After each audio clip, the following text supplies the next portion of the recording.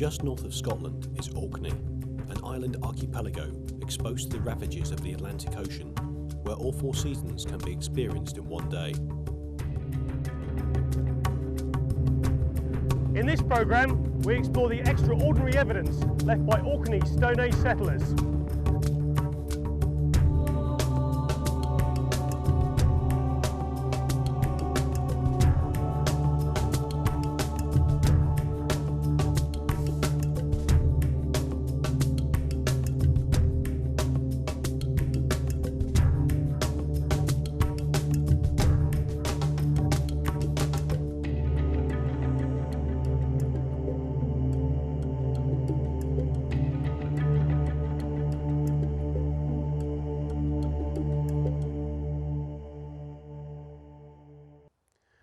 Base camp for our trip is this restored croft overlooking Scapa Flow.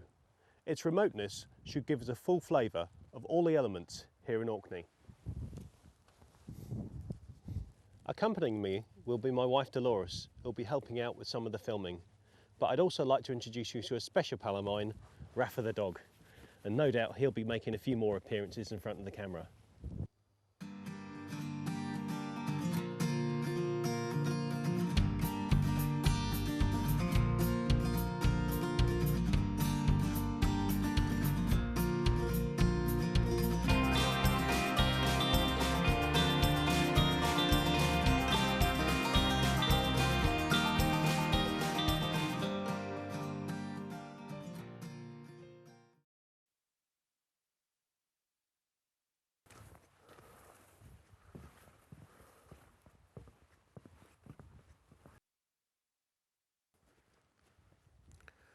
During the last ice age, the whole of northern Europe was covered in ice to a depth of 3 kilometres.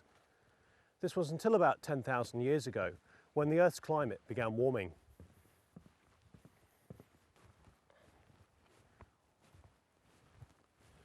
As the ice receded, plants and animals colonised the bare rock.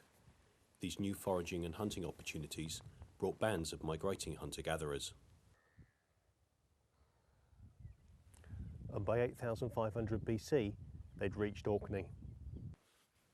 Known as the Mesolithic or Middle Stone Age, mankind had yet to discover how to smelt metal from rock, and so all hunter-gatherer tools were made from wood, antler, bone and stone. Clothes were fashioned from animal skins, and shelters were temporary natural structures. Consequently, lasting evidence of hunter-gatherer life is scarce. It wasn't until 1972 that a charred hazelnut was found at excavations in Tankernes and carbon dated, thus pushing back the earliest known date of settlement by 3,000 years.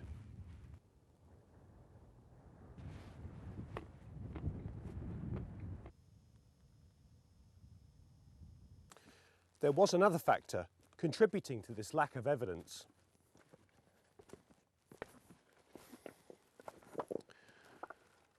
When hunting was sparse in the forests that covered Orkney at that time, or woodland fruits were out of season, hunter-gatherers returned to the ever-present larder of the seashore.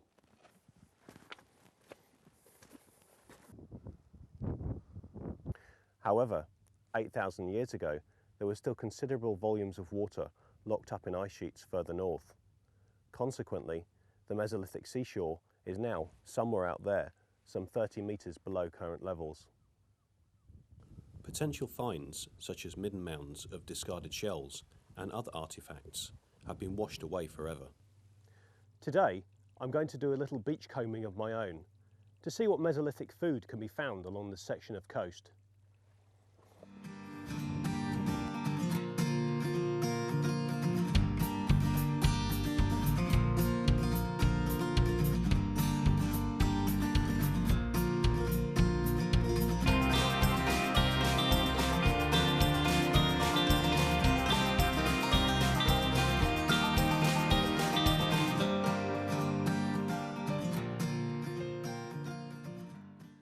So, from just a few minutes of searching, we have kelp and wrack seaweeds, periwinkle and limpet shellfish. Also, from a nearby sandy bay, I've collected shells of cockles, mussels and razor clams.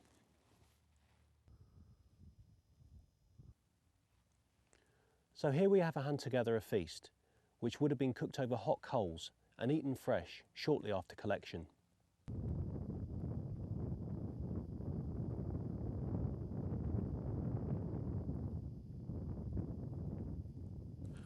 Around 6,000 years ago, a new idea evolved, which changed the nomadic life of the hunter-gatherer forever. This idea was agriculture. The growing of crops and domestication of cattle, sheep and other livestock requires permanent settlements. So what happened next was literally monumental. The new Neolithic farmers embarked on the most incredible period of building clustered settlements, chambered cairn tombs and henges of standing stones. Amongst these sites is the village of Skara Brae. I wanted to visit here for a very long time, and now it feels very special to be amongst these ancient dwellings. In 1850, a great storm partially uncovered Skara Brae from within the sand dune which had encased and preserved it for 4,000 years.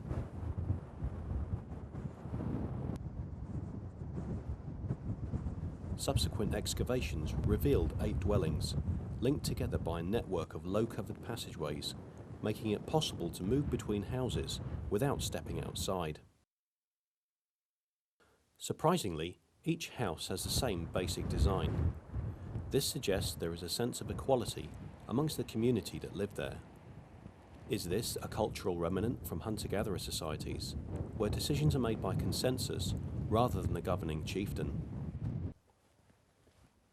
We can experience what it would have been like to live at Skara Brae in this replica house. On entering a house doorway, the first thing a visitor saw would be the shelved stone dresser on the opposite wall.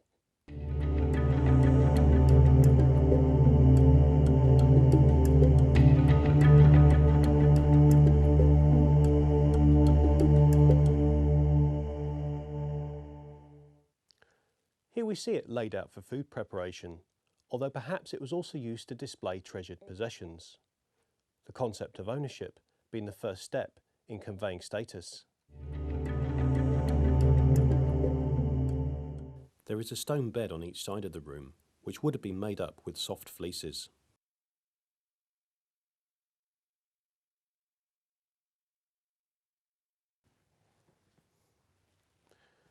The bed on the right-hand side of the room is longer than the bed on the left.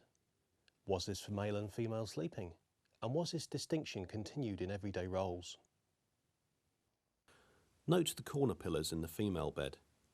Features like these are seen in Neolithic tombs and are also suggestive of the great megalithic standing stones.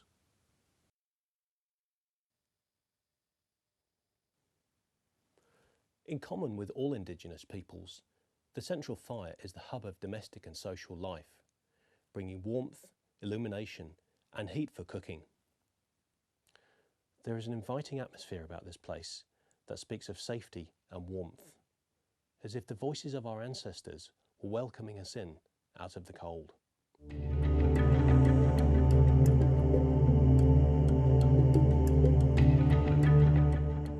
There's certainly some pre-planning in the construction at Skara Brae.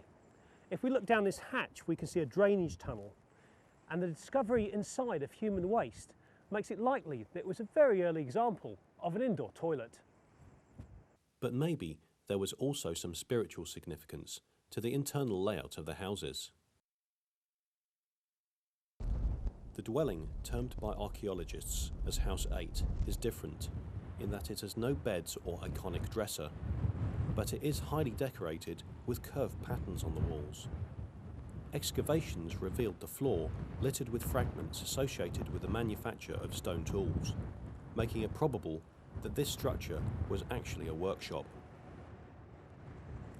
House 7 is the oldest dwelling. The most obvious distinction is that it is completely detached from the others and has its own separate access passage. The skeletons of 2 adult females were found buried within the structure. Another curiosity is that the stone door of House 7 could only be secured from the outside.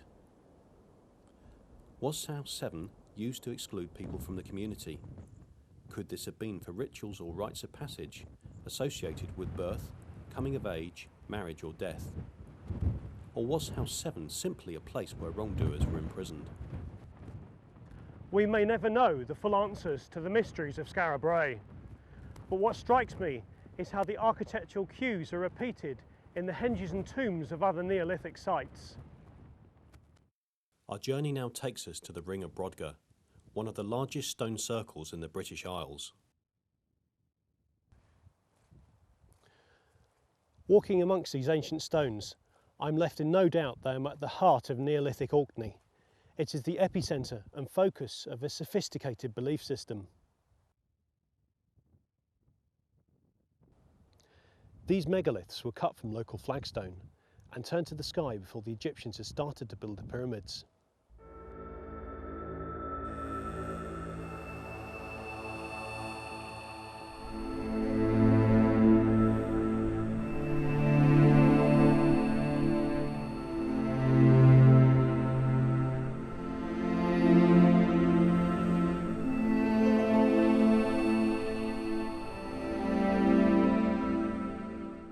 The Ring of Brodgar is part of an enormous Stone Age ritual complex, which also incorporates the stones of Stennis.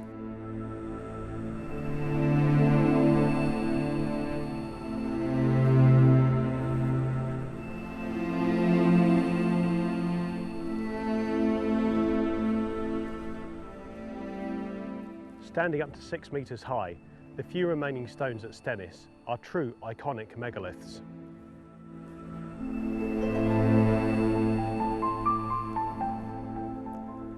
Their presence is undeniable. They inspire awe and reverence.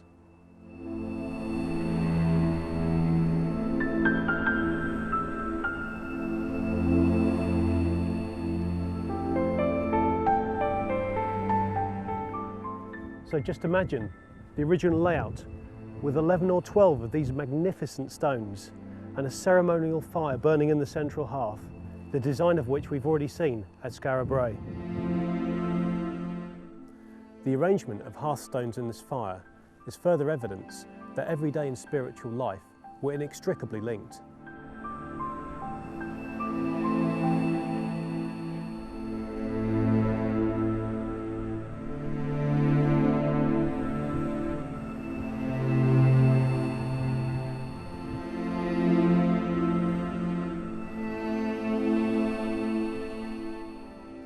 The construction of the stone circles at Brodgar and Stennis required investment of time, energy and manpower. But more crucially, this required organisation and vision. Perhaps this was under the direction of a rising class of social elite, chieftain or shamanic guardian.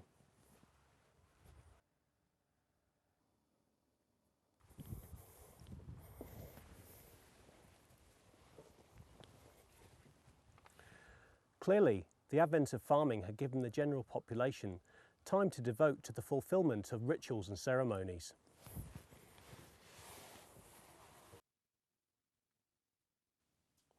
And these rituals must have also reinforced bonds within the community, acting as a reason for gathering, as well as a reminder of the new social order.